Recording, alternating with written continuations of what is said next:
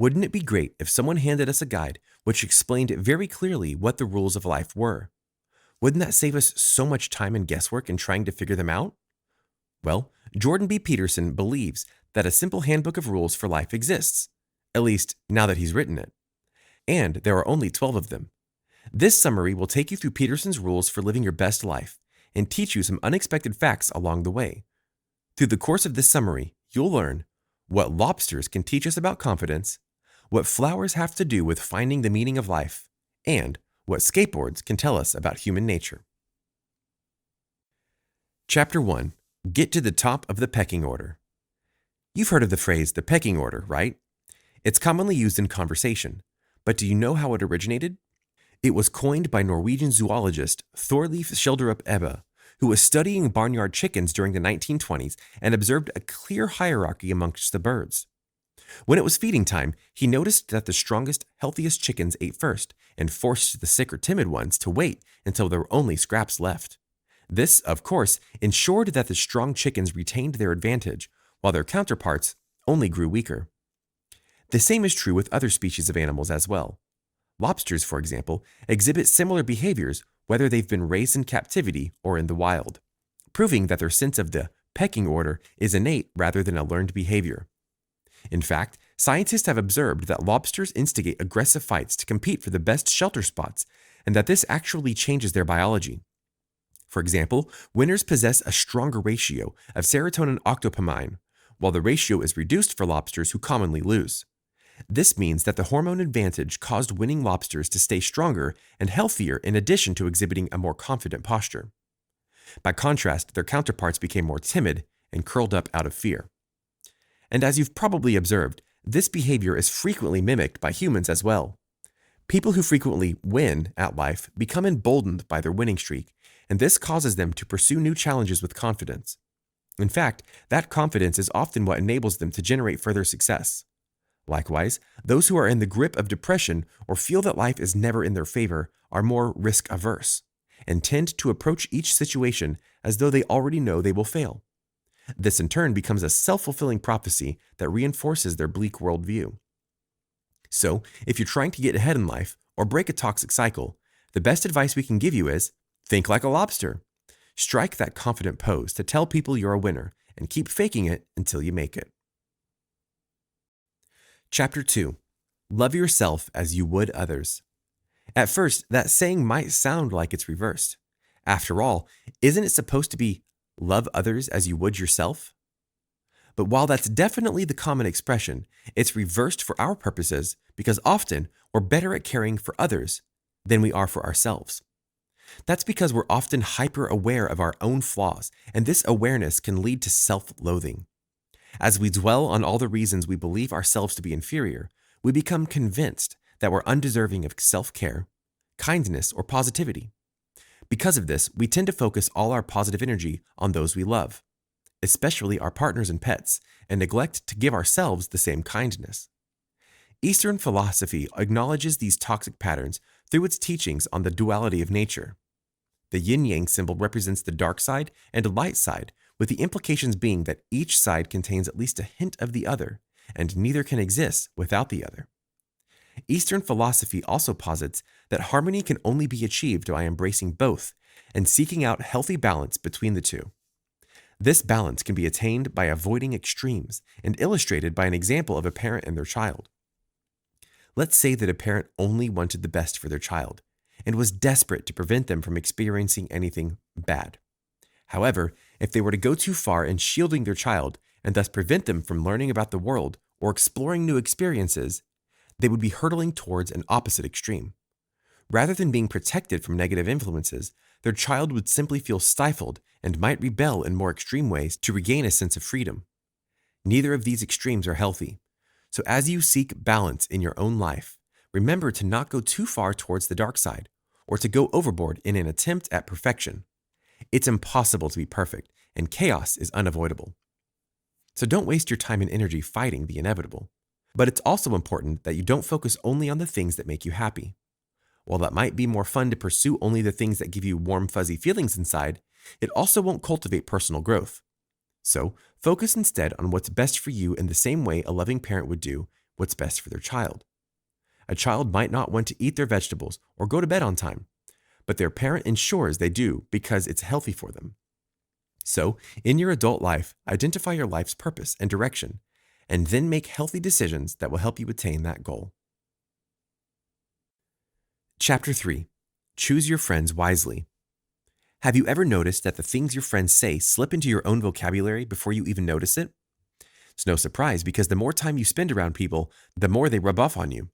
And while picking up your friends' speech patterns might be harmless, it might be time to get concerned if you notice your friends' toxic habits and traits are influencing you as well. Because we often choose our friends through superficial criteria like common interests or a shared sense of humor, we don't always pause to consider exactly what sort of person our best buddy is. Nor do we always reflect on the impact toxic habits can have on our own personal development. But negative people and bad life decisions have a scary ability to drag successful people down, and unfortunately, that effect can occur just as easily in the professional sphere as in your life. For example, many managers and professionals think that putting an underachiever on a group project with high performers will build that person up and encourage them to emulate their counterparts' best practices. However, studies have shown that the opposite effect is actually more likely, and the successful teammates will be brought down by the negative influence. And that's why it's so vital that we surround ourselves with positive people who actively cultivate good habits in their lives. So, remember that exercising discernment isn't the same thing as being snobby or judgmental. Rather than dismissing prospective friends because of petty factors like their sense of style or socioeconomic differences, you're actively seeking people who will help you effect positive change. And the beauty of such a partnership is that it's mutually beneficial. A good friend won't allow you to wallow in self-pity or engage in negative self-talk, and they'll call you out when they see you developing toxic behaviors. And in turn, you'll do the same for them. Because you're both seeking to improve yourselves in the world around you, your friendship will literally help you both become your most amazing selves. So, choose your friends wisely. Chapter 4. Beat your own personal best. How often do you catch yourself comparing your success in relation to that of others? Whether it's with the intent to build yourself up with statements like, well, at least I did better than she did, or to discourage yourself with such comments as, I'll never win that award like she did. This thought pattern is beyond toxic. That's because comparison is a killer of progress. As such, it's important to clarify here that comparison and self-criticism are not the same thing. Self-criticism is healthy to a degree because it invites you to realistically take stock of your flaws and identify areas where you can improve. This is what motivates us to work towards a brighter, more successful future. But self-criticism takes an ugly turn when it's distorted by the lens of comparison. Because instead of asking ourselves what we can do to improve upon our own personal best, comparison causes us to measure ourselves by the standards of others. This worldview eliminates the moments of incremental growth that shape our journeys along the way, replacing our progress with a black and white filter of either success or failure. And if we find that we don't measure up to others, we determine that we failed. But nothing could be further from the truth. Because if we were to take a step back and look at the big picture, we would be able to clearly see every part of ourselves and acknowledge the small, personal milestones that define our growth as individuals. Sure, maybe your coworker got that promotion instead of you, but maybe instead of prioritizing your career, you were developing your relationship with your family because that's what was right for you. So, stop comparing yourself to others and instead judge yourself against your own prior accomplishments. Are you better today than you were yesterday? Do you want to be better tomorrow than you were today? If the answer is yes, and it should be, then this is the secret to keeping yourself on the right track. Because when you compare your present to your past, you'll recognize that you're growing in the ways that are right for you at the speed that suits you best. You'll be able to acknowledge those small moments of growth that are critical in the development of your best self, and you'll be able to appreciate the unique facets of your life that make your progress specific to you. So, evaluate your personal progress only by the standards that are applicable to you. And as you take stock of your development, think of yourself as a home inspector. Just like a home inspector, you'll analyze everything from bottom to top, determining whether a problem is a cosmetic fix or a structural flaw. Make a list of everything you find that needs to be improved, and then attack it, renovating yourself the same way you would a house. The best part is that when you are so focused on becoming the person you need to be, you won't have the time to think about comparing yourself to others. Chapter 5. raise a kind and responsible child. The right way to raise our children is one of life's biggest quandaries, and it torments a lot of parents as they struggle to get it right. Because our children come into the world as blank slates, we're often paralyzed by the question of what to write on the people who will impact future generations. Neubauer suggests that the starting point for answering this question is to acknowledge innate human aggression. We all know how nasty kids can be to each other. Pretty much everyone has a bullying story from at least one person in their childhood. So what if our primary concern was simply raising kind kids? Neubauer asserts that cultivating kindness requires more than being a friend to your child. In fact, successful parenting demands taking the risk that there may be times when your child doesn't like you. Although that might sting a little, take a moment to consider how this style of parenting would play out. After all, if you're focused on being your child's best friend forever, you're not focused on enforcing rules. Rather, your job is to ensure that they're only ever happy and having fun. And that's not going to help your child become a well-adjusted and likable adult. So while it may not be fun to set boundaries and enforce them, it might help to remember that you're doing your child a great service by teaching them life lessons early on. After all, isn't it better for them to learn responsibility from a loving parent than from a society that will teach them in a far less gentle way? So, if you're eager to help your child become the best they can be, here are Neubauer's top tips for successful parenting. The first step is to avoid limiting the rules. While rules are absolutely necessary, if you have too many, your child will become frustrated and feel as though they're surrounded by obstacles. So instead of controlling their lives down to the minutiae with rules like, your socks always have to match, or you must always be in bed by this time, focus on practical, real-world rules like showing respect, being kind, and never using violence unless in self-defense. Remember that these rules will help shape your child's core values, and honestly, would you rather have a child who's loving and respectful, or a little monster whose socks always match? The next rule is to always use the least amount of force necessary. So, make sure you set clear rules with equally clear consequences, and take care to make the punishment fit the crime. Knowing which punishments will be most effective for helping your child learn the consequences of their actions also requires an in-depth knowledge of your child. So get to know the unique person they are and understand when only a verbal correction is necessary and when to take away video games for a week. The third tip is to stand as a united front. If you are a two-parent household, make sure you let your child know that they can't pit you two against each other to get their own way. Likewise, be sure to support your partner, even when they make mistakes. Lovingly acknowledging mistakes and working on them together is the key to growth and a happy home. Chapter 6. Life Isn't Fair. Why do bad things happen to good people? Is one of life's age-old, anguished mysteries. And to this day, we still haven't solved it. Often, that's because it's easier to blame injustice on others, whether that's on a global or personal scale. However, that's not the right response to the world's suffering, and neither is our temptation to give in to despair. Although both of these reactions are tempting, eschewing extreme responses is crucial to curating a healthy lifestyle. The acclaimed Russian author Leo Tolstoy didn't see it that way, however.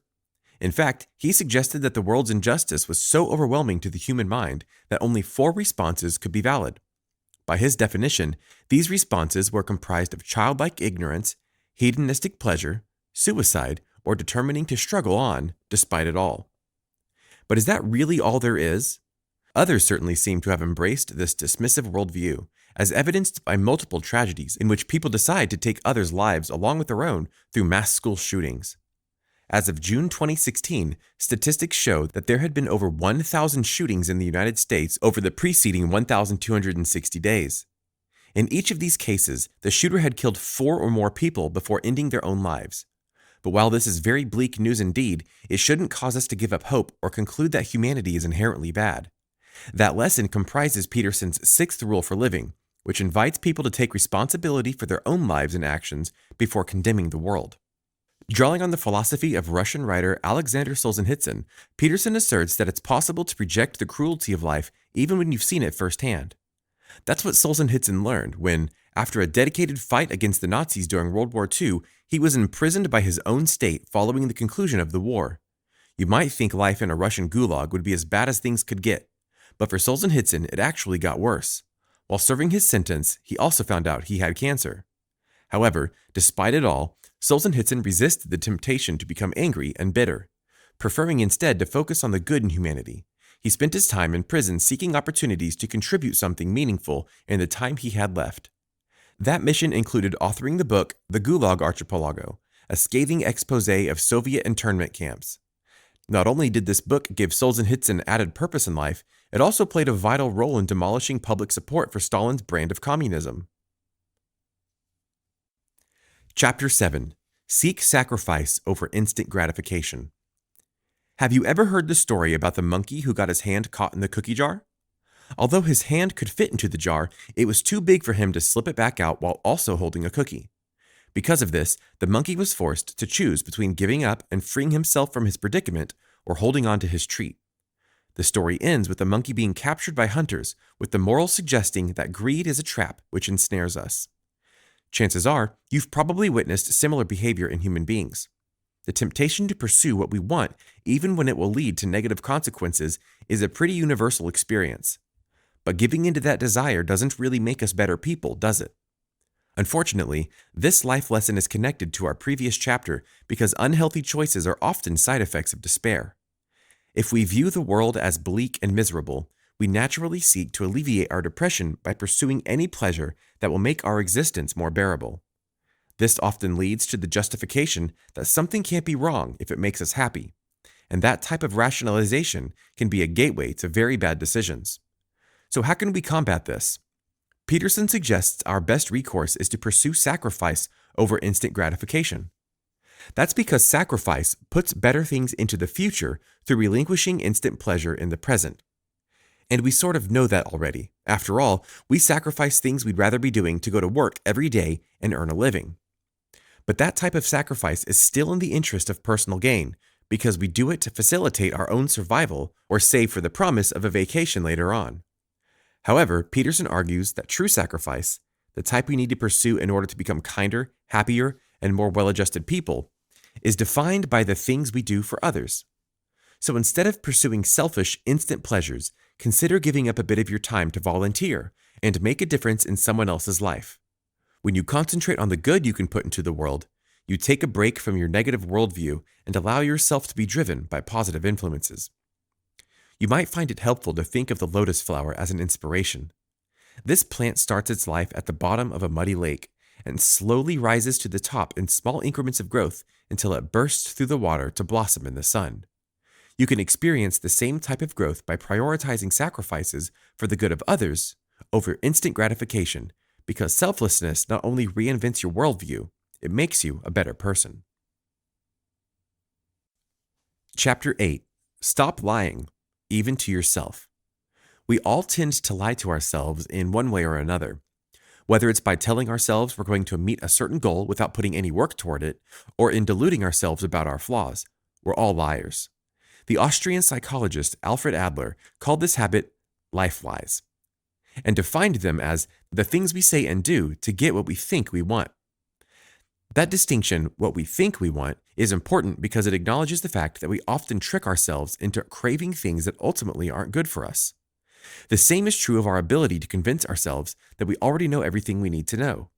This is an especially insidious lie because if we assume we already have the right tools for self-improvement, we lose all willingness to learn and grow. So Peterson's 8th rule of living is stop lying and tell yourself the truth. Hone your self-awareness and learn to recognize when you're telling yourself one of those life lies, and then work to fix it. Realigning your goals and your personal truth can help you get your life back on track and be honest about your progress. Chapter 9. Engage in healthy debate. If you spend any time on social media at all, you know it can often be a hotbed of conflict and scathing criticism. People often take offense far too quickly and lash out by spewing hateful things at random strangers on the internet. This behavior has, regrettably, come to characterize the state of conversation in our society and is an utter perversion of what healthy debate used to mean. Reclaiming your ability to engage in genuine conversation requires returning to the truths of ancient Greek philosophers who understood that respectfully challenging someone's idea is not the same as attacking that person. Following this method taps into Peterson's 9th life lesson, which is to listen to what others have to say and assume that you have something to learn from them. Instead of treating your conversation as a competition, looking for opportunities to prove that you're right and the other person is wrong, or looking for reasons to take offense, simply focus on listening. You might disagree with someone else, and that's okay. Even in those cases, you should still approach all conversations by following the simple method of listening and then summarizing to recap what you have heard out loud. Rephrasing what you understood in your own words is a great way to communicate with the other person and ensure that you heard them correctly. It also shows that you care to truly hear and take in what they're saying. Chapter 10. Confront complexity with clarity. It's no secret that life can be confusing and our relationships with others can sometimes be even more complicated. However, we can alleviate part of that confusion by acknowledging that sometimes the reason we fail to understand things is because we only pay attention to the details that interest or make sense to us. And while that's a natural human inclination, after all, we're not physically capable of thinking of everything all the time, our inability to see the big picture can often make the world feel extra chaotic. That's why we need Rule 10. Use precise language. Confronting the world's complexities with the clarity of precise language is invaluable because it helps us to break down complex concepts into simple, bite-sized nuggets of information that we can understand. By simplifying the situation through precise terminology, we can establish order in our lives. Whether the issue lies in our car breaking down or our bodies getting sick, by specifically articulating symptoms, we can start to take back control. The same is true of conflict in relationships. If your feelings are hurt or you're seeking to tackle an issue of your partner's, precise language can help you articulate the problem in a simple, honest manner. Chapter 11. Avoid suppressing human nature. As today's society attempts to correct a culture of injustice, it can be difficult to know where the lines are. Our effort to combat the ills of toxic masculinity sometimes leads people to stigmatize men and masculinity altogether. And that shouldn't be the answer. While it is extremely true that men have behaved deplorably for centuries and used their power to manipulate, stigmatize, and discriminate against women, people of color, and many other groups of people, we shouldn't unfairly direct our sense of outrage at all men. This worldview leads to destroying rather than fixing a problem or creating a solution, and that shouldn't be the aim of social justice. Instead, we should concentrate on blending our differences to achieve a harmonious future. Because many men, just like women, are aggressive and dominant by nature, and those traits don't have to be a bad thing when they are channeled in the right direction. With encouragement and guidance on how to avoid becoming part of the problem, men can channel those personality traits into accomplishing amazing things that contribute to the greater good of society. And to illustrate this point, Peterson considers the example of skateboarders. He once noticed that, on the grounds of the University of Toronto campus, some young skateboarders were demonstrating amazing feats of agility and balance. However, because social norms often categorized skateboarding as undesirable or deviant, the city officials decided to ban skateboarding on their campus. This policy failed to consider the teens' dedication, prowess, and willingness to embrace physical risk, and instead criminalized their behavior. Peterson argued that this was a mistake and suggested that the same is true of any instance where we vilify a certain group of people. Instead of holistically stigmatizing one group, as illustrated by such statements as, "all men are trash," we should be willing to embrace new perspectives and talents that are different from our own. Ultimately, that is the worldview which should drive our society, because it invites us to make rules that protect us without suppressing the good qualities that different people can bring to the table. That's why life lesson number 11 is, don't bother young skateboarders. So whether it's skateboarding or men being persistent and aggressive, we shouldn't criminalize behavior unless it's actively hurting someone else, because then it really is a part of the problem. Chapter 12. Celebrate the little things. We've already touched on the fact that life is often full of sorrow, but it's important to remember that life is also full of joy. The key difference is that where sadness often threatens to overwhelm us by smacking us in the face, we have to look a little harder to find joy. Peterson knows this firsthand because his daughter has battled severe arthritis since she was 6 years old.